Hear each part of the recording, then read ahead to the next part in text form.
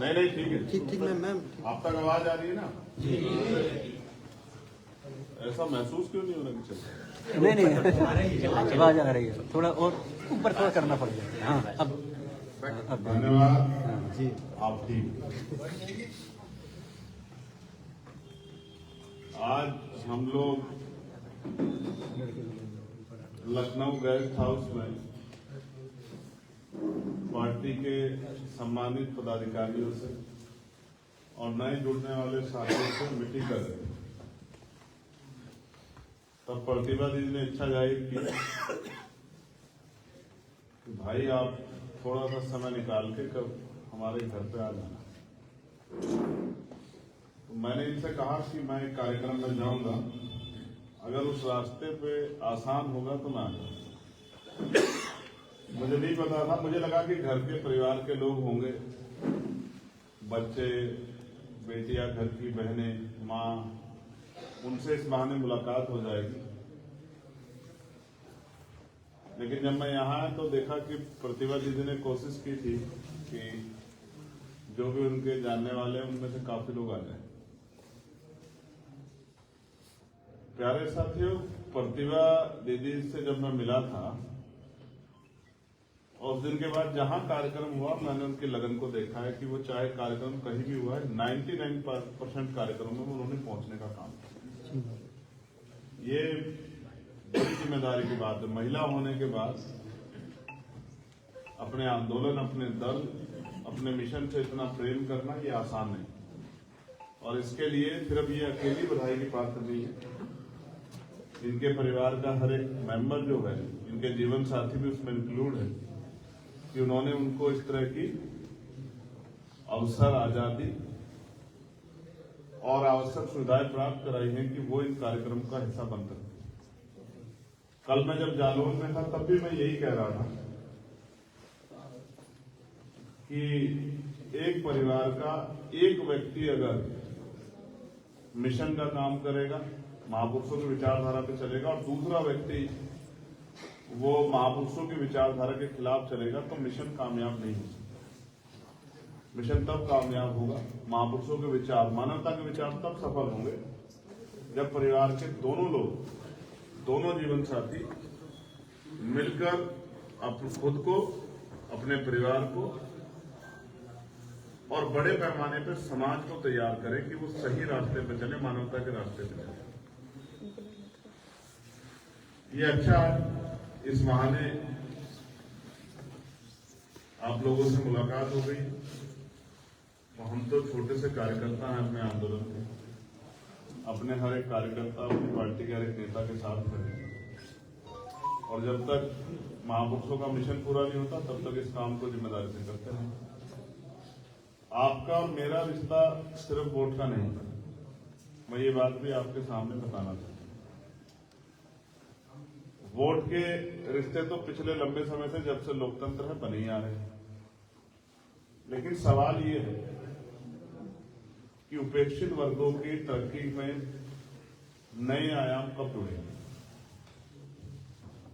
आज मैं पुष्पा जी से जब बात कर रहा था, वो एक शानदार बात उन्होंने कही कि सरकारें बदलती हैं लेकिन हालात नहीं बदलते। बड़ा आदमी जाएगा तो किसी भी बड़े अधिकारी से जाके मिल लेगा, अपनी बात कह देगा, अपनी समस्या का हल निकाल देगा, लेकिन गरीब आदमी दफ्तरों के बाहर बैठा है, घंटों घंटों इंतजार कर रहा है कि अधिकारी का मन नहीं है तो चाहे 1 दिन हो जाए, 2 दिन हो जाए, नहीं मिल रहा है। तो जब कोई अधिकारी से अपनी बात बता ही नहीं पा रहा है तो उनकी समस्या हल कैसे होगी। तो जो सरकारें आज काम कर रही है वो क्या जनता के प्रति उत्तरदायी है?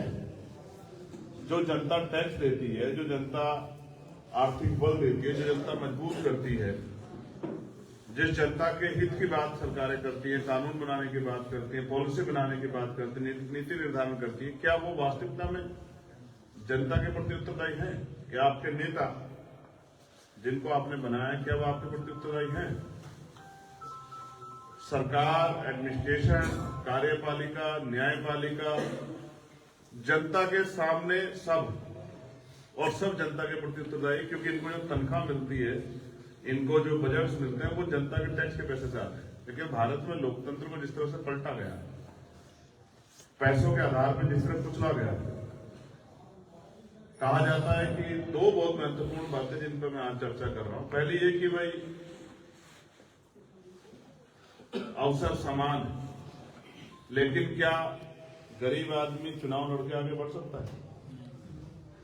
सरकार कहती है कि इलेक्शन कमीशन कहता है कि उसने एक पैमाना तय किया कि इतने पैसे आप खर्च कर सकते हैं। इसका मतलब इतने पैसे खर्च होते हैं, जिसकी लगभग वो 30 लाख से ऊपर की उन्होंने एक सीमा तय की है। यानी कि जिसके अकाउंट में 30 लाख रुपए होंगे वो चुनाव लड़ सकता है। मैं गारंटी से कहता हूं कि प्रदेश के 90% लोगों के अकाउंट में 30 लाख रुपए नहीं है। क्या वो 90% लोग गरीब, किसान, मजदूर, खेतीहार लोग, ऑटो चलाने वाले, रिक्शा चलाने वाले, छोटे काम करने वाले, क्या उनके अंदर बदलाव करने की क्षमता नहीं है? लेकिन इस लोकतंत्र को पैसे से इसको केंद्रित करके अपने अधीन किया गया। ये एक सोचा समझा षड्यंत्र है। जो लोग सत्ता में आजादी से पहले थे वो आज भी पैसे के दम पे सत्ता में बने रहना चाहते हैं। तो हालात ये है कि उत्तर प्रदेश की सरकार ने 8 लाख करोड़ से ज्यादा का कर्ज लिया। इवन एक छोटे से बच्चे जिसकी आबादी की गणना हो रही है उसके ऊपर भी 31,000 रुपए का कर्ज। और ये कर्ज आपने नहीं लिया, आपने तो टैक्स दिया। अब तो टैक्स देते आ रहे, मेहनत मजदूरी कर रहे हैं, पैसा कमा रहे, टैक्स दे रहे हैं। ये सरकारों ने लिया है पॉलिसी बनाने के लिए, लेकिन वो पॉलिसी कहां बन रही है, कैसे बन रही है? नेता तो पैसे वाले हो रहे हैं, अधिकारी तो पैसे वाले हो रहे हैं, लेकिन आम जनता तो गरीब पे गरीब होती जा रही है। कल ही मैंने एक रिपोर्ट पढ़ी जिसमें एक जीएसटी डिप्टी कमिश्नर है जिन्होंने जीएसटी में कर चोरी पकड़ी 13 करोड़ रुपए। अब इन्हीं अधिकारी को भरोसे तो सिस्टम है कि भाई कोई घोटाला नहीं करेगा, अपराध नहीं करेगा, लेकिन होना ही चाहिए था कि उस पर एफआईआर लिखी जाती, जिसने कर चोरी किया उसको जेल भेजा जाता, उससे रिकवरी की जाती, लेकिन हुआ उल्टा। उन्होंने 1-1.5 करोड़ रुपए की रिश्वत तय की, 70 लाख रुपए की पहली किस्त उन्होंने ली। जो अधिकारी लेने गए थे उनको सीबीआई ने पकड़ लिया। जब पकड़ लिया तो उनसे पूछा किसने मांगी है, तो उन्होंने कहा डिप्टी कमिश्नर मैडम ने। तो उन्होंने उनको फोन किया, उसके सामने रखवा के फोन किया, तो उन्होंने बताया कि मैडम पैसे आ गए। तो उन्होंने कहा ठीक है, जल्दी से बोर्ड में कन्वर्ट करके मेरे पास पहुंचा दो। तो जिन अधिकारियों के ऊपर जिम्मेदारी है कि वो करप्शन को रोकेंगे, लोगों की मदद करेंगे, जिन नेताओं के ऊपर जिम्मेदारी है कि वो पॉलिसी बना के लोगों का भला करेंगे, ये जब दोनों ही तंत्र और इन पर निगरानी करने वाली न्यायपालिका और लोकतंत्र का चौथा स्तंभ जिसको मीडिया कहते हैं, जब ये चारों एक तरह की बात करेंगे, एक विचार की बात करेंगे, उसे प्रोटेक्ट करेंगे, तो ये जनता के खिलाफ तानाशाही को जन्म देंगे। आज भारत में वही हो रहा है।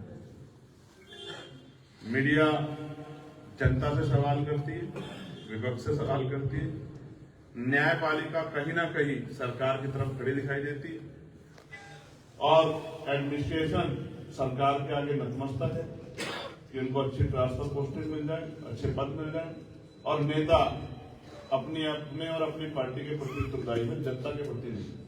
इस पूरी प्रक्रिया में जनता प्रति कहते हैं कि न्याय सबका जन्मसिद्ध अधिकार है।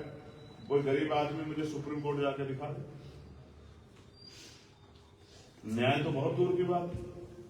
वो इतना सुप्रीम कोर्ट जाएगा, इतना उसका मकान मिल जाएगा सुप्रीम कोर्ट जाने। जब सरकार, एडमिनिस्ट्रेशन, पुलिस मिलकर अन्याय करे तो कहां जाएगा आदमी? न्यायपालिका। और जब न्यायपालिका आज के हालात देखो, 20 लाख रुपए फेस वैल्यू के वकील, 10 लाख रुपए हियरिंग के वकील, 5 लाख रुपए, कहां से कहीं जनता न्याय लेगी? इसलिए बुरे हालातों को बदलने के लिए बाबा साहब अम्बेडकर ने प्रयास किया था कि लोकतांत्रिक व्यवस्था में जनता के हाथ में शक्ति है। तो हर बालिग व्यक्ति के हाथ में इतनी शक्ति है जो आज हमें गाजर, मूली, भेड़ बकरी की तरह हमारे साथ ट्रीट कर रही है जो सरकार है, उनको बदल सकते। 5 साल में आप पे कोई ऐसा मौका नहीं आता कि आप अपने ऊपर होने वाले गलत जो थोपे जा रहे टैक्स हैं, जो पॉलिसियां बनाई जा रही गलत, जो हम नुकसान उठा रहे हैं, उसको रोक सके। हम पे एक ही मौका आता है, जैसे आपने 10 रुपए को सामान खरीदा और सामान खराब है तो आप चले जाओगे उपभोक्ता न्यायालय और जब कंप्लेन करोगे सर जो डिमांड जो लिखा गया था वो पूरा नहीं हुआ, तो मेरा पैसा वापस दिलाया। लेकिन यहाँ लोकतंत्र में जिसको आप वोट दे दोगे, चाहे वो आपकी एक बात पूरी ना करे, सैकड़ों बातें करके आप कहीं नहीं जा सकते।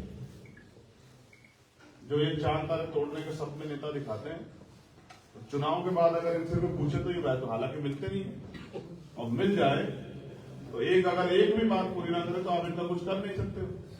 10 रुपए के सामान पे वोट जा सकते हो, 100 रुपए के सामान पे वोट जा सकते हो, लेकिन करोड़ों रुपए की से कीमती वोट के ऊपर आप कहीं नहीं जा सकते। बस 5 साल बाद उनके खिलाफ वोट कर सकते हो, इसके अलावा कोई रास्ता आपके पास नहीं। तो ये वोट हमारा हथियार है, इसको अभाव में, प्रभाव में, किसी लालच में, किसी प्रलोभन में इधर उधर ऐसे ही दे देना, आंख बंद करके दे देना, ये भी एक तरह से गैर जिम्मेदारी है। तो हमें समझना पड़ेगा कि हमारी वोट ही हमारी शक्ति है, इसका प्रयोग करना हमें आना चाहिए, तभी शायद हम अपने हालातों को बदल सकें। और मैं फिर कह रहा हूं, जब तक जनता के बीच से उनकी लड़ाई को लड़ने वाले, उनके दर्द को समझने वाले लोग नहीं जाएंगे, उनके बीच के लोग नहीं जाएंगे और वो जाके उनके हक के लिए बोलेंगे नहीं, तब तक कोई बहुत बड़ा बदलाव होने वाला नहीं। हम कोशिश कर रहे हैं अच्छे लोगों को लाने की, अच्छे लोगों के जरिए आगे बढ़ने की। हालांकि पैसे वालों को ये बात पसंद नहीं आएगी, पैसे वाले उसके लिए हमें रोकने के लिए तमाम हथकंडे अपनाएंगे, मीडिया, न्यायपालिका, तमाम तरह के तंत्र का सहारा लेंगे, पुलिस, लेकिन इनसे हम लोग रुकने वाले नहीं। हम लोग जनता के बीच के लोगों में कोशिश करेंगे कि जनता को जागरूक करके इस व्यवस्था को बदलें। आप जाओ कहीं भी, आप महसूस कर रहे हो कितना डिफरेंस है कि जो सरकार में नेता होते हैं कहते हैं कि हम गरीबों के लिए अच्छे स्कूल बना रहे हैं, अच्छे अस्पताल बना रहे हैं, लेकिन नेताजी कभी अपने बच्चों को उन स्कूलों में नहीं पढ़ाते, जिन स्कूलों को करोड़ों रुपए लगा के वो बनाए जनता के लिए कह के कि बहुत अच्छे स्कूल है, और जिन अस्पतालों को कहते हैं कि हमने बहुत अच्छे अस्पताल बनाए गरीबों के इलाज के लिए, उनमें कभी अपना इलाज नहीं कराते, परिवार का नहीं कराते। सवाल ये है, अगर ये अस्पताल अच्छे है तो आप अपना इलाज क्यों नहीं कराते? तो स्कूल अच्छे तो अपने बच्चों को क्यों नहीं पढ़ाते? अपने बच्चों को तो अमेरिका, लंदन पढ़ाते हो, ऑस्ट्रेलिया पढ़ाते हो, रूस पढ़ाते हो, फ्रांस पढ़ाते हो, और यहाँ के तो अच्छे स्कूल बना दिए। बेसिक थ्योरी समझाने का मेरा मैं समझाने का मेरा प्रयास है कि डेमोक्रेसी पे जो पैसे का तंत्र जुड़ा है, आप इसको इतना करीब से समझो। एक आदमी चुनाव में 4-5 करोड़ रुपए खर्च कर रहा है, तो कोई साधु बाबा तो है नहीं कि अपनी संपत्ति लुटाने पे वैसे ही आ गया हो। ऐसे लोग ढूंढोगे तो 10 नहीं मिलेंगे आपको दुनिया में। देश छोड़ो, आप दुनिया की बात कर रहा हूँ कि जिन पर करोड़ों रुपए और वो जनता को लौटा रहे हो दोनों हाथ से, लो भैया आप ले लो, आप ले लो। तो ये जो 4-5 करोड़ रुपए वो चुनाव में फूक रहा है, वो क्या वो पूरा नहीं करेगा उनको? और अगर पूरा करेगा तो वो कहां से पूरा करेगा? आप सोचो ना, खुद ही महसूस करके देखो। अगर कोई 4-5 लाख रुपए भी किसी काम में लगा रहा है तो इसी उम्मीद से तो लगा रहा है कल मेरे 4-5 लाख रुपए डबल हो गए, 10-20 लाख रुपए हो जाए, या वो इसलिए लगा रहा है कि 4-5 लाख रुपए में सेवा के लिए लगा रहा हूं। ऐसा होगा तो कोई स्कूल, कॉलेज, यूनिवर्सिटी बना सकता है, बच्चों को फ्री एडमिशन दे, अस्पताल बना सकता है। लेकिन जो राजनीति में तमाम पैसा लग रहा है वो इसलिए लग रहा है कि हम अगर जीत जाएं तो तमाम इस पैसे को पूरा करो, अगले 1-2 चुनाव की और व्यवस्था करें। तो जहां जिस देश में, जिस प्रदेश में पॉलिसी बनाने वाले भ्रष्टाचारी हो गए हों, वहां कैसे लोगों के हित की रक्षा हो सकती है, आप मुझे बताओ।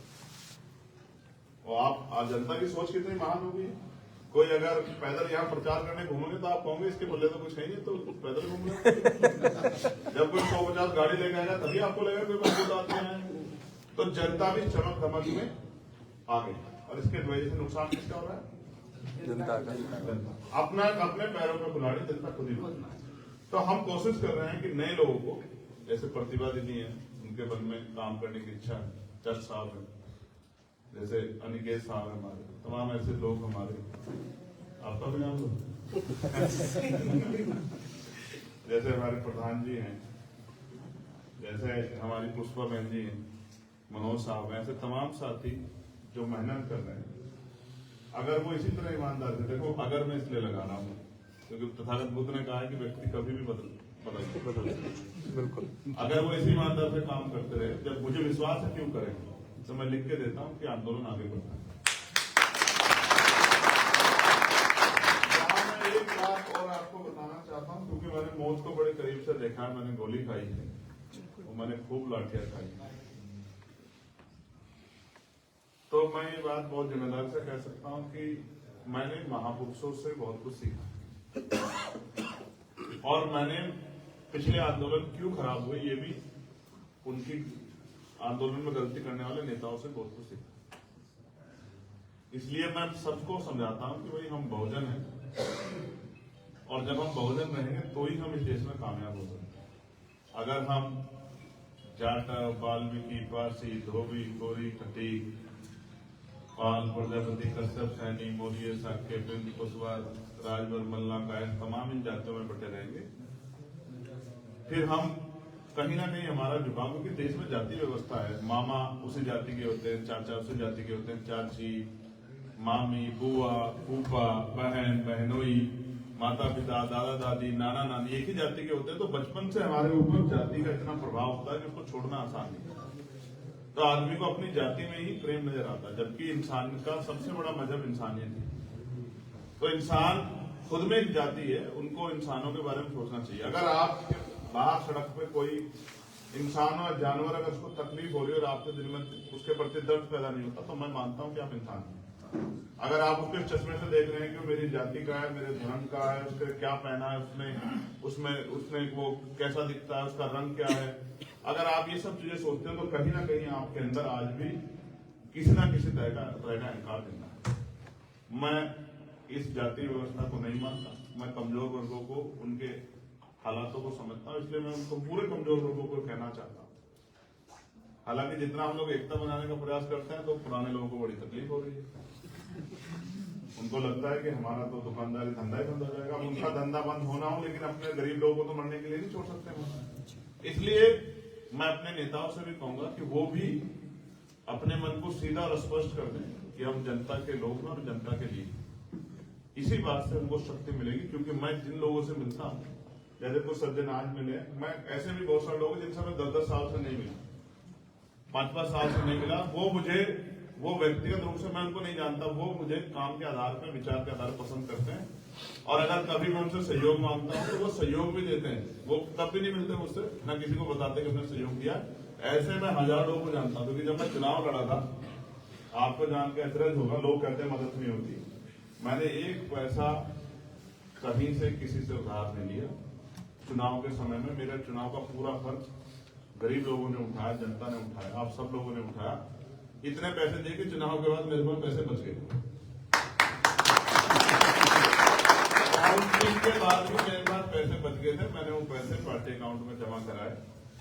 मैं ये बात आपको इसलिए बता रहा हूं, कोई ईमानदार से काम करता है, जो झूठ बोलता है वो आज नहीं तो कल पकड़ा जाएगा।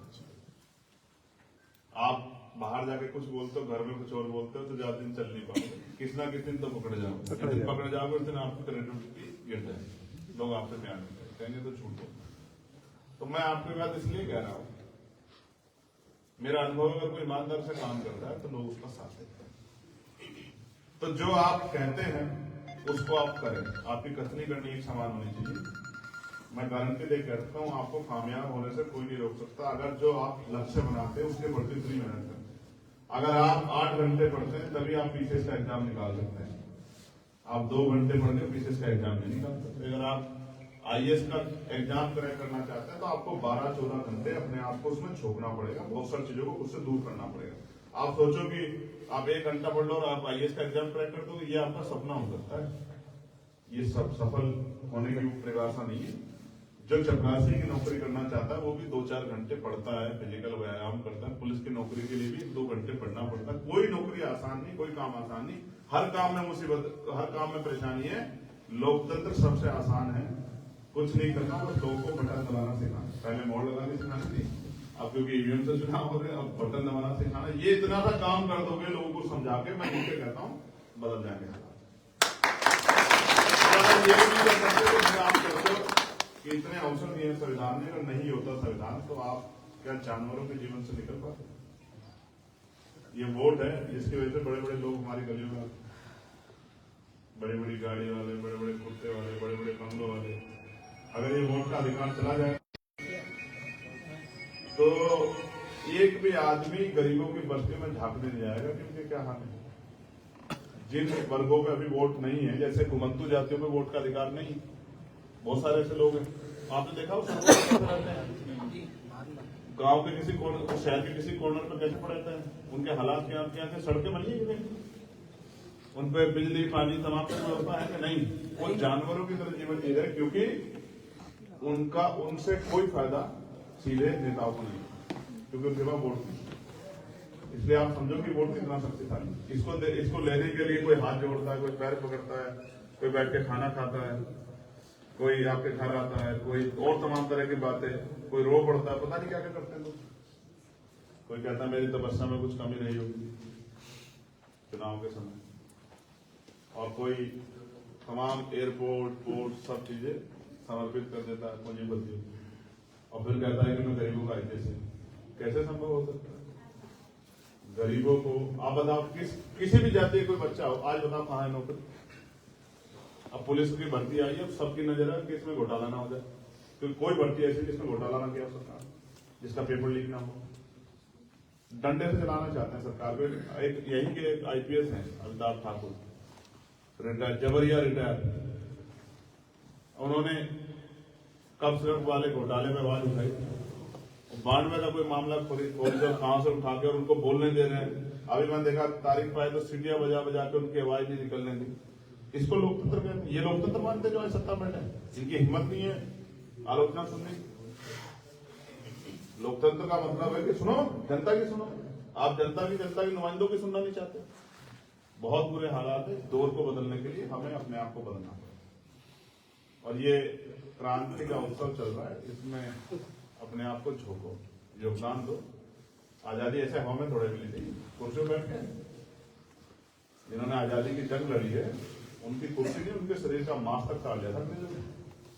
उनको बलिदान देने पड़े थे, फांसी के फंदे चुनने पड़े थे, गोलियों से उनके शरीर को छन्नी होना पड़ा था, उनका खून ऐसे बहा था जैसे पानी बहता है। क्रांति कौन मानती है? हिम्मत जुटाओ, टाइम ज्यादा तो बढ़ता है। सौरभ साहब इशारा कर रहे हैं क्योंकि मेरी फ्लाइट है और मुझे पहुंचना है, तो मैं आज के लिए बस इतना ही, और दिल्ली से मैं आग्रह कर रहा हूँ मिल जाने के लिए। सबका भी धन्यवाद, आप सबका भी मंगल हो, और महापुरुषों का आशीर्वाद आप पे बना रहे। धन्यवाद।